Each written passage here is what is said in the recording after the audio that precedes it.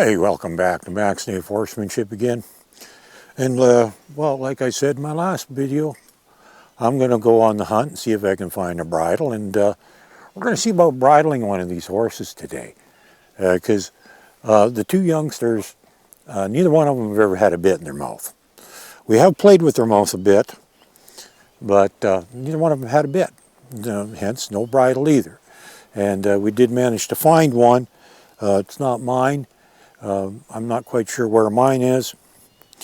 Actually, it was interesting when I went in the tack room and started rummaging around in there. They got enough tack in there for 10 horses. I don't understand. Anyhow, okay. So I think I'm going to start by getting rid of a couple horses here. And we're going to work with one at a time.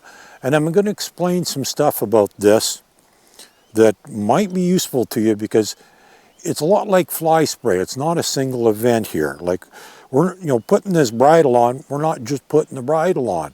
There's a lot of stuff going on all at one time here that you have to understand, to be aware of, so that you can make it all work and and hopefully have a successful event.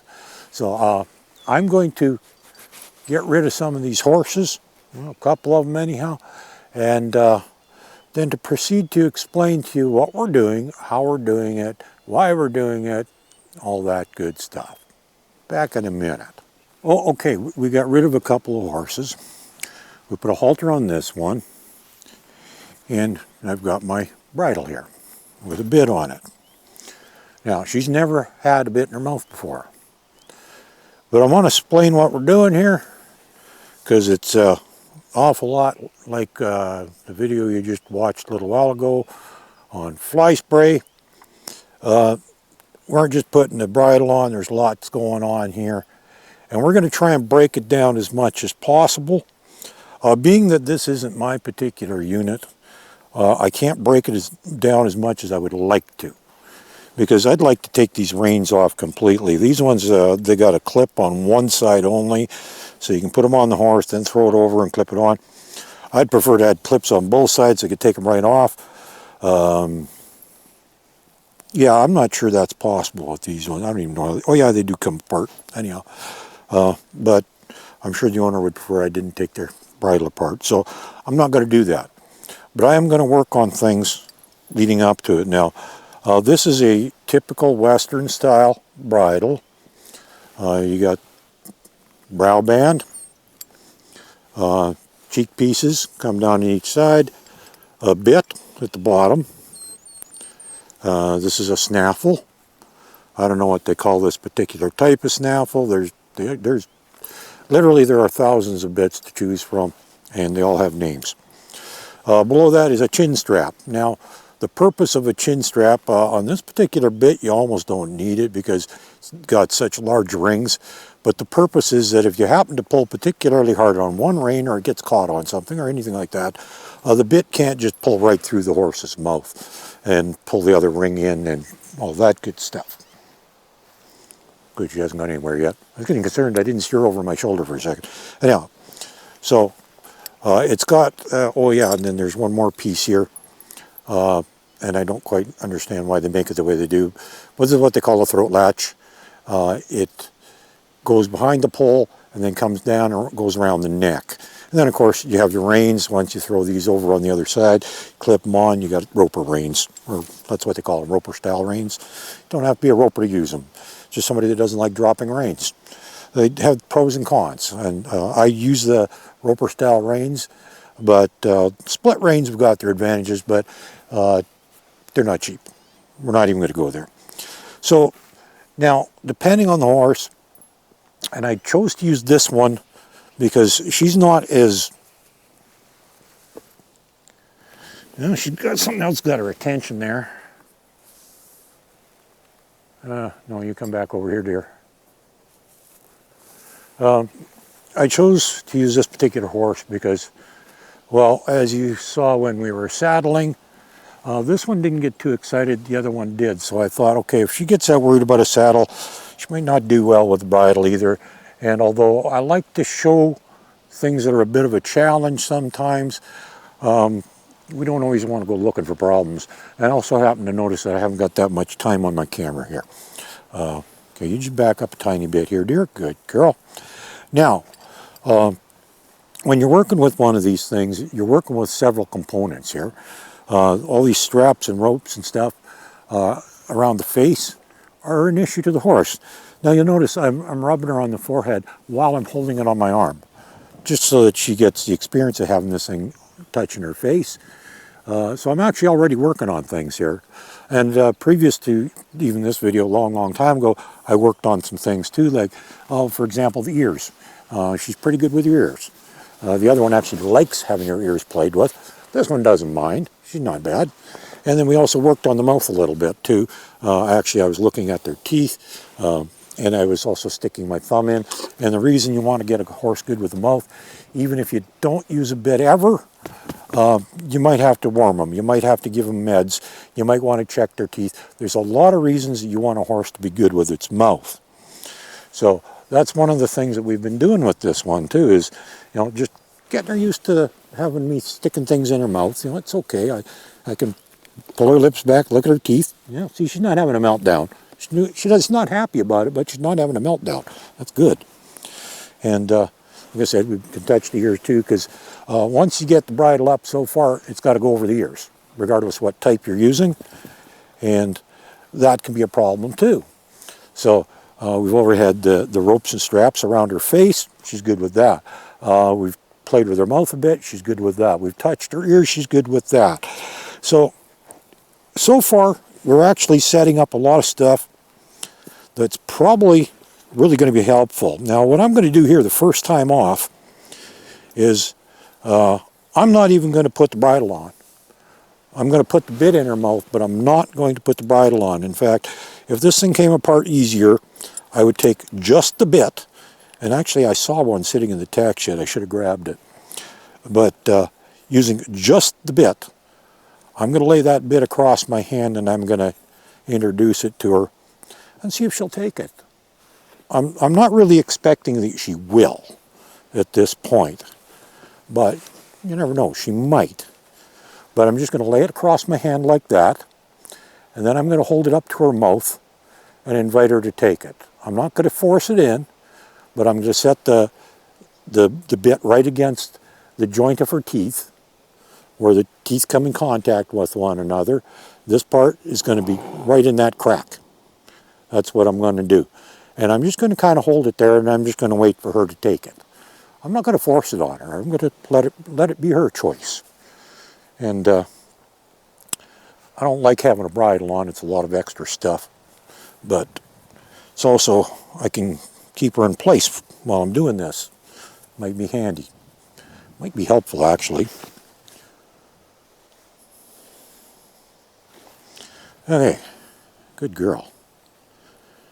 There we go. Oh, that's good. She's accepting it. She's parted her teeth. And, oh, there we go. It's in. Okay. Now I'm just going to, this is the tricky part. It's kind of hard to have three hands because I'm trying to hold that bit in her mouth.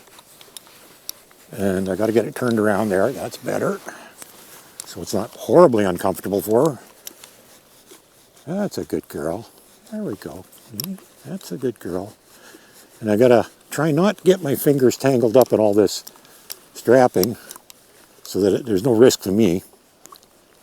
And as soon as she stops fussing down a little, now this is something that's going to happen. They're going to fuss when you get something in their mouth.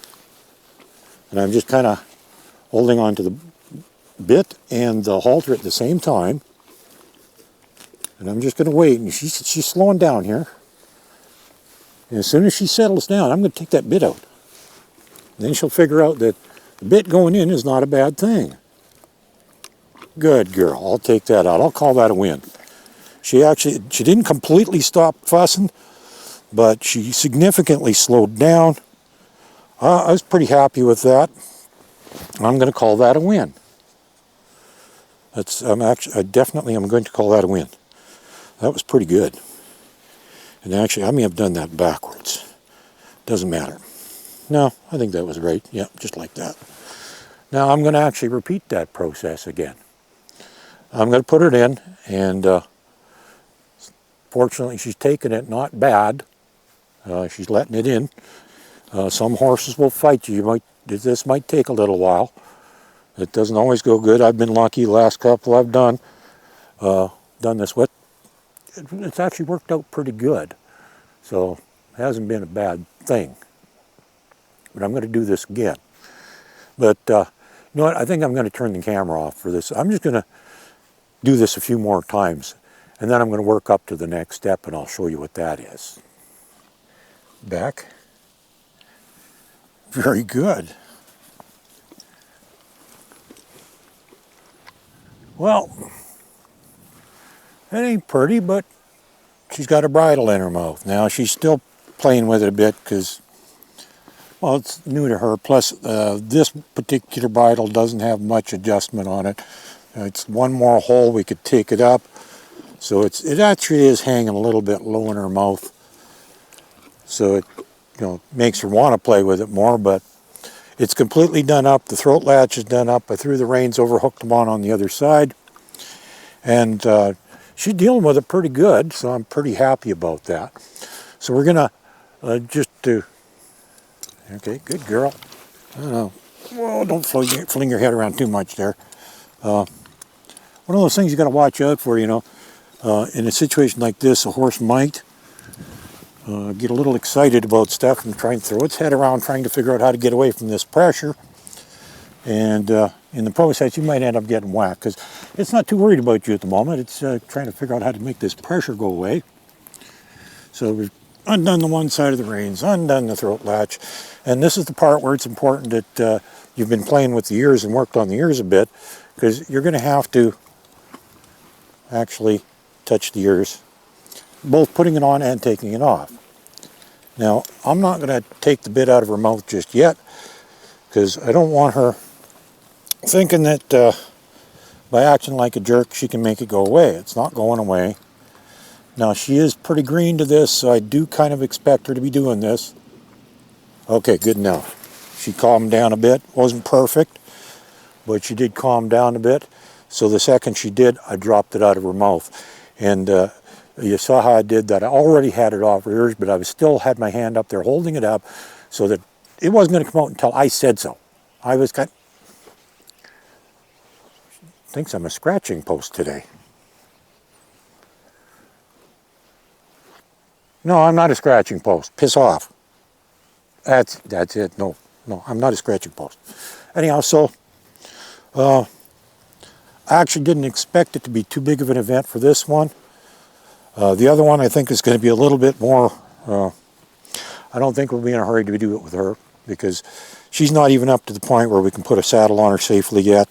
This one doesn't care about that stuff. Oddly enough, there's things that this one gets excited about that the other one does not.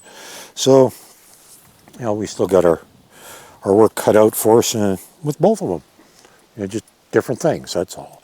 And you're going to find that too, and that's one of the things I like about having two different horses to work with, is I get to see and I get to show you the differences from one horse to another. And that's kind of important sometimes. No, all the time. You got to see the differences. At least you have to understand them. You got to know that there are, in fact, differences. No two horses are alike. And this one, no problem putting a bit in. And in fact, when I asked her to back up, I picked up the reins and pulled back on the bit. She actually responded to the bit. So I was quite impressed with that. She didn't get excited. She just did what she was supposed to do, which is very good, is giving to pressure. I'm glad she did that. The other one, I don't think that's going to happen. I think if I tried putting this thing on her right now, she'd probably have a meltdown. So I'm not even going to try it just yet. But it won't be long, and we will be doing it, because we are going to continue desensitizing her. Actually, she's next up. I got the flag laying over there. We run around waving our flag, and it's interesting is she gets used to it quite quickly, but every single time I pull that thing out, she gets excited the first couple times I wave the thing around. So she isn't as good with it as I thought she was, not at all. In fact, she's not as good with a lot of things as I thought she was. So we'll be doing lots more desensitizing with that one. This one, maybe not. We might do something a little different. We might do some desensitizing, but something completely different with her, because she never was really good with the tarp on the ground, walking over it. The other one, she didn't care that it was there. Completely different horses. Go figure. So anyhow, there, you just saw real time in between where I shut the camera off. I only stuck it in a couple more times. I got impatient, didn't want to be out here all day doing it. So you didn't miss much, actually. That was only maybe 5 minutes in there that the camera wasn't running. And so other than that, real time start to finish, add 5 minutes in the middle, and you just saw how long it takes to put a bridle on a horse that has never ever had a bridle on it. So there you go. Have a great day and go play with your horse. Bye now.